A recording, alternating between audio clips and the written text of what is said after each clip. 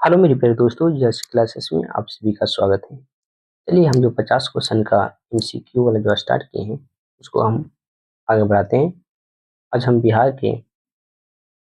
Special के जो प्राचीन इतिहास का क्लास समाप्त हुआ है उसका एमसीक्यू करवाते हैं, जो 70 बीपीएससी के लिए बहुत ही महत्वपूर्ण है। ठीक है, तो चलिए देखिए इसमें पहला प्रश्न मेरा देखिए।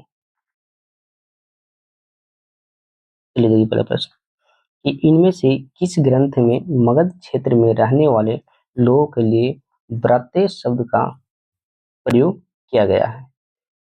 तो व्रते शब्द का प्रयोग ऋग्वेद के लिए किया गया है, तो इसका आंसर कौन सा हो जाएगा? ये हो जाएगा। ठीक है, चलिए इसको देखिए।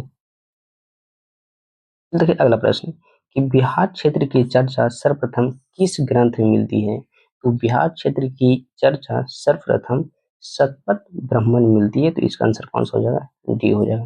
दूसरा का आंसर डी हो जाएगा। ठीक है, आगे चले तीसरा प्रश्न कि बिहार में नवपाषाणकालीन संस्कृति के महत्वपूर्ण स्तर इनमें से कौन सी है? तो चिरांद या सारानाला, तो आंसर कौन सा हो जाएगा? इसका आंसर भी ये हो जाएगा। ठीक है, चलिए अब चलते हैं इससे आगे। चलिए अगला प्रश्न देखिए। अगला प्रश्न चौथा प्रश्न है कि बिहार के चिरांद नामक पूरा स्थल की प्राचीनतम संस्कृति है। ठीक है, तो चलिए इसको देखते हैं ऑप्शन। चलिए तो इसका आंसर हो जाएगा नवपाषाणी, सी इसका आंसर हो जाएगा। ठीक है, चलिए आगे है कि इनमें से कौन महाजनपद बिहार में नहीं था? तो बिहार में कौन कौन था? तो बिहार में मगध था, अंग था और बज्जी था। तो मगध, अंग, बज्जी ये तीनों था, लेकिन ये वतस्य नहीं था, तो इसका आंसर कौन सा हो जाएगा? ए। चलिए अब आगे चलते हैं। छठा प्रश्न। छठा प्रश्न है कि विदेह राज्य का उल्लेख सर्वप्रथम किस ग्रंथ में मिलता है? तो विदेह जो राज्य है उसका उल्लेख की बात करते हैं तो यजुर्वेद में मिलता है, तो इसका कौन सा आंसर हो जाएगा? बी हो जाएगा, यजुर्वेद। ठीक है, चलिए आगे अगला प्रश्न है। अगला देखिए सातवां प्रश्न बहुत ही महत्वपूर्ण प्रश्न है कि बुद्ध के जन्म से पूर्व 6ठी शताब्दी ईसा पूर्व में भारतवर्ष 16 महाजनपदों में बटा था। क्वेश्चन है कि बुद्ध के जन्म से पूर्व 6ठी शताब्दी ईसा पूर्व में भारतवर्ष 16 महाजनपदों में बटा था, और बोला आगे कि इसका उल्लेख किस ग्रंथ से प्राप्त होता है? तो इसका उल्लेख है अंगुत्तर निकाय से प्राप्त होता है, तो इसका आंसर कौन सा हो जाएगा? सी हो जाएगा। चलिए ठीक है, आगे चलते हैं।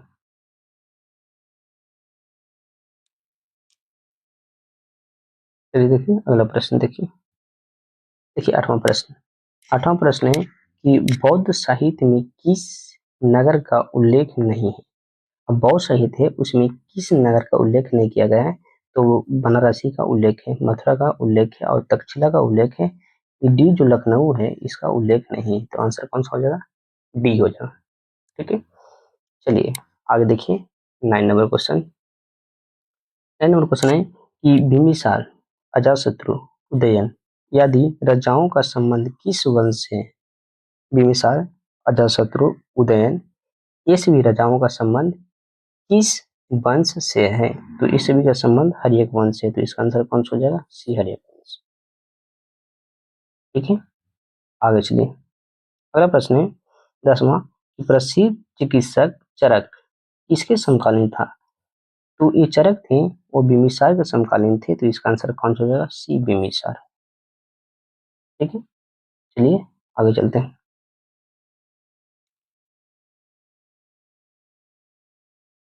चलिए देखिए अगला प्रश्न 11 नंबर कि मगध साम्राज्य की प्रारंभिक राजधानी कहाँ थी? तो मगध साम्राज्य की प्रारंभिक राजधानी की बात करते हैं तो कहाँ थी? राजगीर थी, तो इसका आंसर कौन सा हो जाएगा? ए राजगिरी, जो वर्तमान में राजगिरी के नाम से जाना जाता है। ठीक है, आगे चलिए 12 नंबर। 12 नंबर क्वेश्चन है कि इनमें से किसके शासनकाल में भारत पर सिकंदर का आक्रमण हुआ था? तो सिकंदर जिस समय भारत पे आक्रमण किए थे उस समय घनानंद शासक था, तो इसका आंसर कौन सा हो जाएगा? सी, घनानंद। ठीक है, आगे चलिए।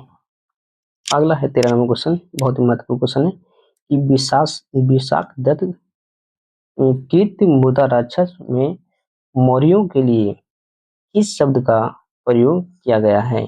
तो विरिशल का प्रयोग किया गया है, तो इसका आंसर कौन सा हो जाएगा? सी हो जाएगा। ठीक है, आगे चलिए।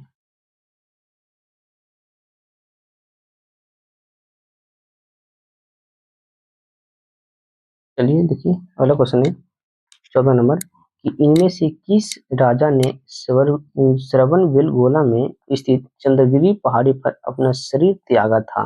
तो ये किसने त्यागा था? तो चंद्रगुप्त मौर्य ने त्यागा था, तो इसका आंसर कौन सा हो जाएगा? बी हो जाएगा। ठीक है, अगला प्रश्न देखिए 15 नंबर कि मौर्य सम्राट बिंदुसार किस संप्रदाय का अनुयायी था? तो बिंदुसार था वो अजीबक संप्रदाय के था, तो इसका आंसर कौन सा हो जाएगा? डी हो जाएगा। ठीक है, आगे चलिए 16 नंबर।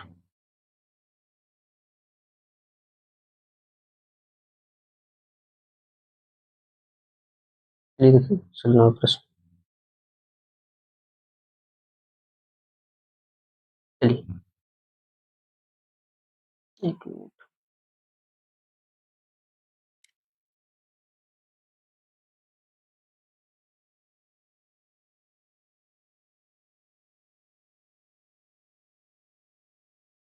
चलिए देखिए, अगला प्रश्न है 16 नंबर कि मगध के किस शासक ने कश्मीर में श्रीनगर की स्थापना किया था?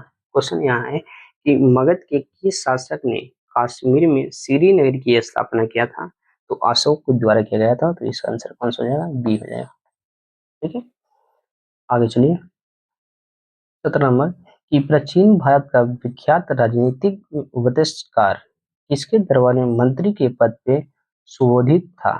तो जो उपदेशकार था वह किसके शासनकाल में ये था? तो इसका आंसर कौन सा हो जाएगा? अजातशत्रु, डी हो जाएगा।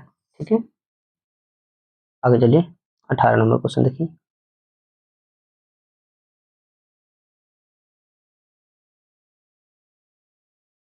चलिए देखिए 18 क्वेश्चन। 18 क्वेश्चन है कि अशोक के साम्राज्य की दक्षिण सीमा पर कौन सा राज्य स्थित नहीं था? क्वेश्चन है कि अशोक की जब साम्राज्य था उस समय दक्षिणी सीमा पर ये सभी में से कौन सा था जो नहीं था? तो चोल, चेर, पांडे, इनमें से कोई। इसमें से अब इसमें क्वेश्चन पूछा है कि इनमें कौन नहीं था? तो इनमें सभी था, तो आंसर कौन सा हो जाएगा? डी हो जाएगा। चलिए अगला क्वेश्चन देखिए 19 नंबर कि अशोक ने किस बौद्ध भिक्षु से बौद्ध धर्म की शिक्षा ली थी? तो बौद्ध धर्म की शिक्षा लिया था उपगुप्त से, तो इसका आंसर कौन सा हो जाएगा? डी हो जाएगा। ठीक है, चलिए आगे चलते हैं। देखिए अगला प्रश्न है 20 नंबर कि महावीर का जन्म स्थान कहाँ हुआ था? यानी महावीर का जन्म स्थान इसमें पूछ रहा है, तो महावीर का जन्म हुआ था वो कुंड ग्राम में हुआ था, तो इसका आंसर कौन सा हो जाएगा? सी हो जाएगा। ठीक है, अब 21 देखिए कि जैन धर्म और बौद्ध धर्म में क्या समानता थी? जैन धर्म और बौद्ध धर्म दोनों को समानता की बात करते हैं तो सिर्फ एक ही समानता थी कि पशु वधि का विरोध, इसका जो पशु का जो वध किया जाता था उसको विरोध इन्होंने किया था, तो इसका आंसर कौन सा हो जाएगा? ए हो जाएगा। ठीक है, चलिए आगे चलिए। देखिए 22 नंबर क्वेश्चन। 22 नंबर की तृतीय बौद्ध संगति का आयोजन किसके शासनकाल में हुआ था? तो इसका हम ट्रिक बताए थे, याद रखिएगा, रावे फाकू। क्या बताए थे? रावे फाकू। रा से कहाँ? राजगीर। वैसे वैशाली बताए थे। पांच बताए थे पाटलिपुत्र, पाटलिपुत्र, और कुछ बताए थे कुंडल भुवन। ठीक है, और शासक के लिए एक ट्रिक बताए थे, शासक के लिए बताए थे अक्का अशोक। याद रखिएगा, अक्का अशोक। ठीक, ऐसे अजातशत्रु हो गया, ऐसे कालाशोक, सो से अशोक, क से कनिष्क, ठीक है। प्रथम, सेकंड, थर्ड और फोर्थ। इसमें बोला है कि तृतीय बौद्ध संहति का आयोजन किसके शासनकाल में, तीसरा पूछ रहा है, तो अशोक के समय में हुआ था, तो इसका आंसर कौन सा हो जाएगा, बी हो जाएगा, अशोक, ठीक है। अगला क्वेश्चन है कि प्रथम बौद्ध संगति का आयोजन कहाँ हुआ था, तो ये देखिए राष्ट्र कहाँ है? राजगीर प्रथम पूछा है, तो राजगीर इसका आंसर कौन सा हो जाएगा, बी हो जाएगा, ठीक है। इसके आगे एक और क्वेश्चन है कि तृतीय बौद्ध संगति का आयोजन किसके शासनकाल में हुआ था, तो फर्स्ट, सेकंड और थर्ड। तीसरा भी पूछा है, तीसरी नहीं पूछा है, द्वितीय पूछा है जी, सॉरी। तो द्वितीय किस में हो जाएगा, तो काला अशोक के समय में हो जाएगा। तो चलिए अब आगे चलते हैं, देखिए, चलिए देखिए, हम बताएं क्या जी, अका अशोक, अका अशोक, हर से याद रखिए कौन सा, अजात शत्रु, अजात शत्रु, ठीक है। खास याद रखिएगा काला अशोक, काला अशोक, शोक से याद रखिएगा कौन सा, अशोक, और क से याद रखिएगा कनिष्क, ठीक है। तो ये फर्स्ट में था, ये सेकंड में, और ये थर्ड में, ये फोर्थ में। यहाँ क्वेश्चन है कि द्वितीय बौद्ध संगति का आयोजन किसके शासनकाल में किया गया था, तो फर्स्ट, सेकंड, सेकंड कौन है, काला अशोक, तो इसमें आंसर कौन सा हो जाएगा, इसका बी हो जाएगा, काला अशोक, ठीक है। हो गया, तो चलते हैं इससे आगे, देखिए अगला प्रश्न। 25वां क्वेश्चन है कि मगध साम्राज्य के उत्कर्ष का प्रारंभ किसके अधीन हुआ था, तो बिम्बिसार के, ये आंसर कौन सा हो जाएगा, बिम्बिसार हो जाएगा, ठीक है। अगर देखिए 26 नंबर, 26वां क्वेश्चन है कि मेगास्थानी का पाटलिपुत्र में आगमन कब हुआ था, मेगास्थानी थे वो पाटलिपुत्र कब आए थे, तो 315 ईसा पूर्व में आए थे, तो इसका आंसर कौन सा हो जाएगा, ये हो जाएगा 315 ईसा पूर्व, ठीक है। चलिए आगे चलते हैं, देखिएगा अगला प्रश्न 27 नंबर, कि चंद्रगुप्त मौर्य के दरबार में आने वाले दूत मेगास्थनी को किस शासक ने भेजा था, तो शिल्पस निकट का यह राजदूत था, इसी ने भेजा था, तो इसका आंसर कौन सा हो जाएगा, डी हो जाएगा, ठीक है। आगे चलिए, कि अर्थशास्त्र का लेखक कौन है, तो अर्थशास्त्र का लेखक कौटिल्य है, तो इसका आंसर कौन सा हो जाएगा, बी हो जाएगा, ठीक है। चलिए अगला प्रश्न देखिए, 29 नंबर, चलिए 29 देखिए, कि अशोक द्वारा अपने पड़ोसियों के साथ मैत्रीपूर्ण संबंधों का उल्लेख किस अभिलेख में मिलता है, तो शिलालेख की बात करते हैं 13 में, तो इसका आंसर कौन सा हो जाएगा, सी हो जाएगा इसका आंसर, ठीक है। आगे चलिए, हम्म, कि मौर्यकालीन पाटलिपुत्र नगर प्रशासन के संबंध में जानकारी का प्रमुख साधन कौन से है, तो मौर्यकालीन जो पाटलिपुत्र नगर प्रशासन था उसकी जानकारी इनका मिलता है, तो इसका आंसर कौन सा हो जाएगा, इंडिका, किसके द्वारा लिखा गया था, मेगास्थनीज के द्वारा लिखा गया था, तो आंसर कौन सा हो जाएगा, बी है। कब ये बिहार में आए थे, 315 में आए थे, पाटलिपुत्र में खास करके, ठीक है। चलिए चलते हैं आगे,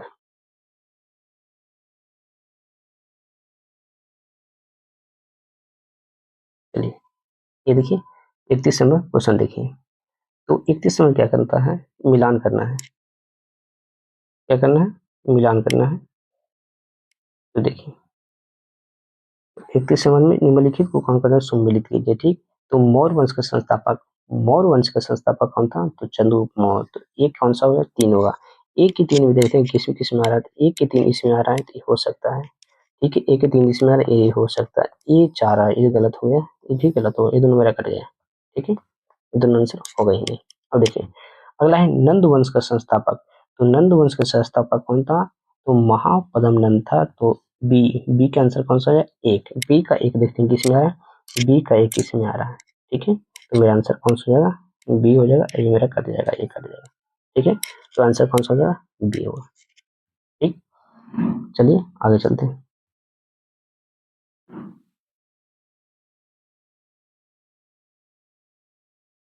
ये देखिए 32 क्वेश्चन,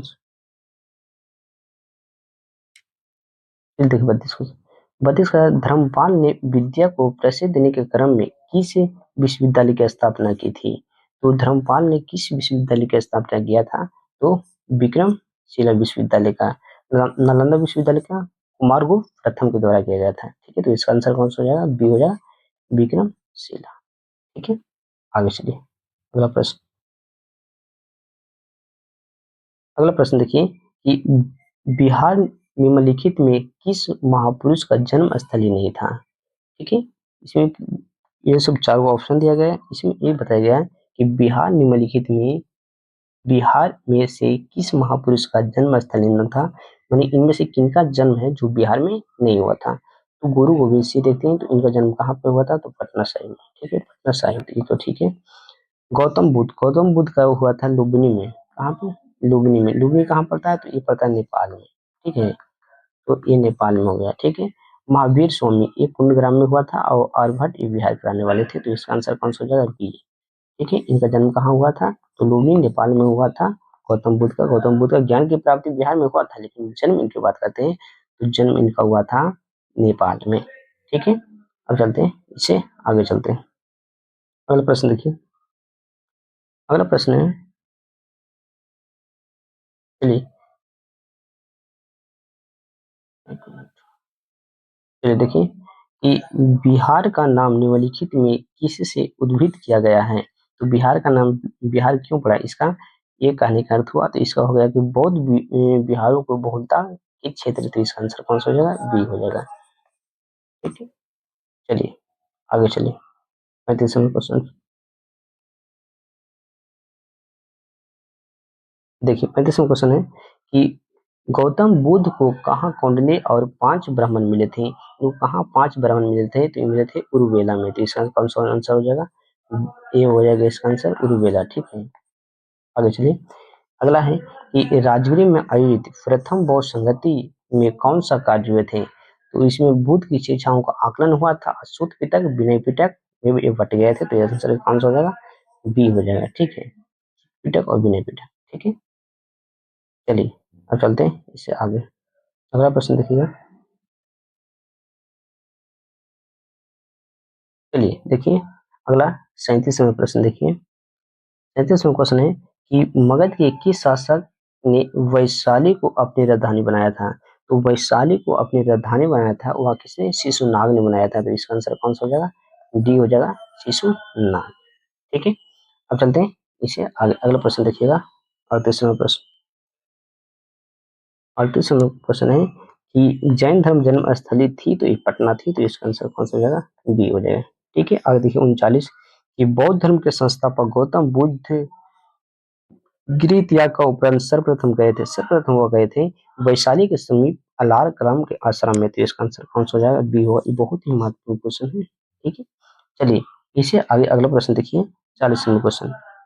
40वां क्वेश्चन बहुत ही महत्वपूर्ण क्वेश्चन है कि किस शासक ने शिलाकंटक व रथ मूसल जैसे नवीन शास्त्रों को खोज की थी। तो ये किए थे अजात शत्रु के द्वारा किया गया था। तो इसका आंसर कौन सा हो जाएगा, डी हो जाएगा, अजात शत्रु।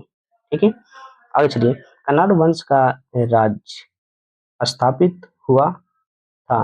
तो कन्नाड वंश है वह कहाँ, मिथिला के क्षेत्र में स्थापित हुआ था। इसका आंसर कौन सा हो जाएगा, डी हो जाएगा।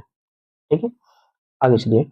अगला कि प्रसिद्ध बौद्ध भिक्षु शरीपुत्र का जन्म कहाँ हुआ था। शरीपुत्र थे और नालंदा के रहने वाले थे, तो इसका आंसर कौन सा हो जाएगा, ये हो जाएगा।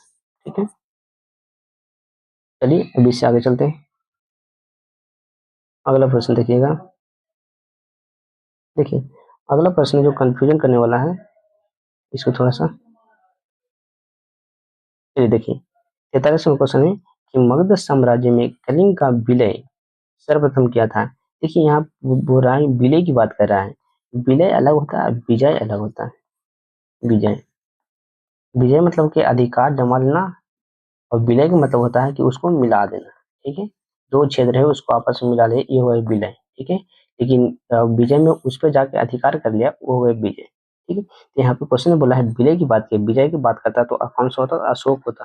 लेकिन विलय की बात किया गया है, तो विलय के आंसर हो जाएगा महापद्म नंद। इसका आंसर कौन सा हो जाएगा, डी हो जाएगा। ठीक है, चलिए अगला क्वेश्चन देखिए कि बिहार के किस क्षेत्र में अंग महाजनपद स्थित था। तो अंग महाजनपद भागलपुर और मुंगेर वाले क्षेत्र में था। तो इसका आंसर कौन सा हो जाएगा, सी हो जाएगा, भागलपुर और मुंगेर। ठीक है, चलिए आगे चलिए। 45वां क्वेश्चन देखिए। अगला देखिए 45वां क्वेश्चन कि किस संहिता में पाटलिपुत्र पर यूनानियों को आक्रमण का उल्लेख मिलता है तो गार्गी संहिता में मिलता है, तो इसका आंसर कौन सा हो जाएगा? सी हो जाएगा। ठीक है, चलिए आगे 40 नंबर।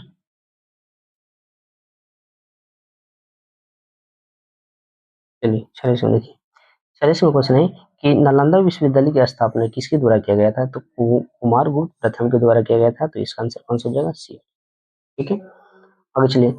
नालंदा में स्थित त्रिपुरा गांव महाविहार का पता किसने लगाया था?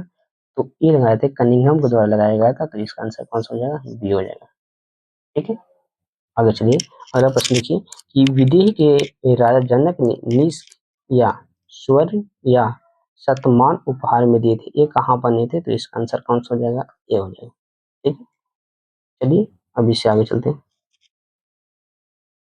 अगला प्रश्न देखिए 49 में देखिएगा। चलिए देखिए 49वां क्वेश्चन क्या है कि अपसर या गया से एक मंदिर का भग्नावशेष प्राप्त हुआ है। इसके दीवार पर कथा दृश्य अंकित है, तो इसकी दीवार पर जो अंकित चिन्ह है वह रामायण के अंकित है, तो इसका आंसर कौन सा हो जाएगा? सी हो जाएगा। ठीक है, चलिए अब आगे चलते हैं। अगला प्रश्न देखिए 50 नंबर।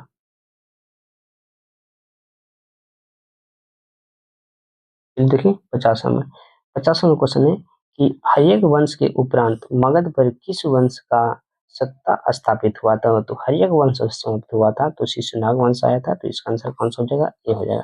ठीक है, ओके, ऑल द बेस्ट। अब 50 क्वेश्चन कल आएगा। ठीक है, आप लोग सपोर्ट बनाए रखिए।